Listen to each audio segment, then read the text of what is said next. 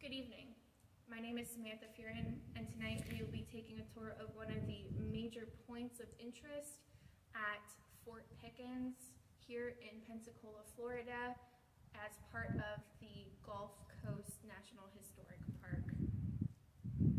Construction on this major military fortress began in 1829, but did not conclude until 1834.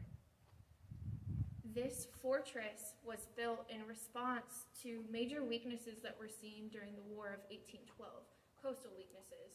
Therefore, it was the aim of the federal government to build forts such as this and Fort Pickens to address those weaknesses and hopefully limit potential attacks by waterway.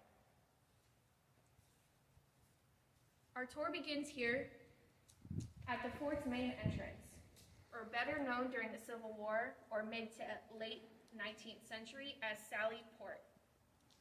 This stone-covered walkway, which leads to the main grounds of the fort, as you can see here, provided a single entry and exit point. Union soldiers, as well as Confederate politicians and soldiers, would have used this main entrance as a means to conduct official business. Having one single fortified entry and exit point would have been critical during the time of the American Civil War, or for any fort at any given time during war. Union forces were tasked with the safety of not only this fort, but the surrounding area, which was essential at the time because most of Florida, especially here on the Gulf Coast, was heavily occupied by Confederate soldiers.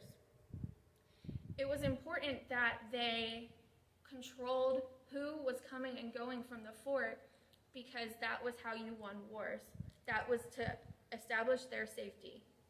As you can see here, there are high points all throughout the inner workings of the fort as well as outside. Having the high point or high ground in any major battle helps to win. That was the idea here. Leading you from Sally Port into the main grounds, the Union would have had the upper hand and the higher ground, as well as in the area surrounding the fort. Thank you for joining us for the historic tour of Fort Pickens today. There are other very well-preserved sites on this historic district. Feel free to walk around and see other of the sites. If I may suggest, you can walk along the seawall, which is located outside of that far wall of the fort, which will bring you along to the guard tower and will provide you with a clear view of Fort Pickens and Naval Air Station Pensacola.